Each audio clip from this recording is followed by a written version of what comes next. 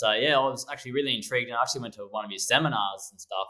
And yeah, just after listening to the podcast that you guys produce, I was just sitting back in my seat thinking like, wow, like all these other people were just so invested and, you know, signing these paper things at the end of the seminar and that. And I was thinking like, wow, like that could have been me sort of thing.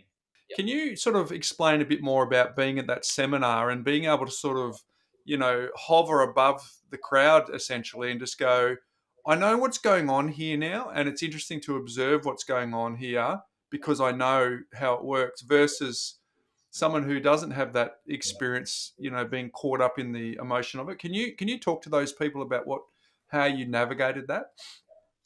Yeah, I suppose just before going out and investing or buying anything, make sure you have some form of just initial knowledge, whatever you're going into, and iron out the good things and the bad things, and sort of just educate yourself first before jumping into something. Ask questions, ask family members if that's all you have. Yeah, so I started off with YouTube videos, and then I moved on to reading books. I think there's nothing more powerful than a paper copy book. I love paper copy books. I'm starting to have a bit of a collection now. Shout out to the Armchair Guide to Property Investing. Definitely, that's definitely one of my top three. Cool. And we didn't even ask you to say that. Nah, but the check's in the mail. But but you could see Spruikers, right? You saw the cycle, right? You saw what was going on and how a spruiker works. And sometimes the spruikers are enthusiastic amateurs. They don't necessarily know they're doing anything wrong. You know, what you observed and how you were able to resist the mental triggers that they fire at you to try and get you to take action. Yep. And I think you boys have talked about it before as well. Like there's a lot of things that they do say in those seminars that are really good also.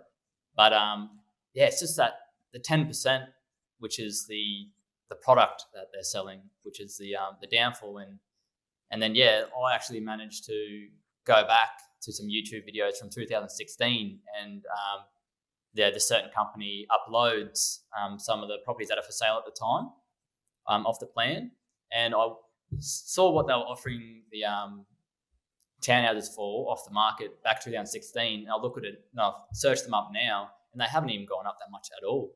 So like it's a lesson learned just that by itself. So there's, if you're unsure, there's little sneaky ways, I suppose, like that as well.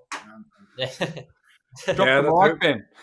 a great bit of investigative research in terms of, okay, well, I've got this old video from these people and this was the area that they were promoting and these were the types of properties they were promoting. So I'm just going to use realestate.com to see how they're gone. Yeah. And you've been able to work that out, Clinton, and you're sort of saying, okay, that's great. But to your point, it's that last 10 to 20% of the information that they are sharing for people who don't understand. So they're very much governed by the tax drivers. So taxes driving them to sort of, it's not going to cost you much because you're getting the government to help you pay for it. That's one of the big stories. Then, they create this sort of value add sense of, act now. So they're trying to create this sense of scarcity to basically make it available to you right now. And if you take advantage, because most people I used to sit there in those seminars and say, well, if this is such a good deal, why do I need all of these other bells and whistles? Like, why do I need, and if it was a good deal today, why do the fact that if I leave this seminar right now, that tomorrow it's not going to be as good a deal, or that they're not going to offer me the same sort of opportunity once I come out of the, that sort of mindset shift that they're trying to make with me and the rah-rah that they're trying to do in terms of getting everyone excited and pumped to sign a piece of paper. So, ultimately, if the fundamentals stack up today, they'll stack up tomorrow and they'll stack up the next day.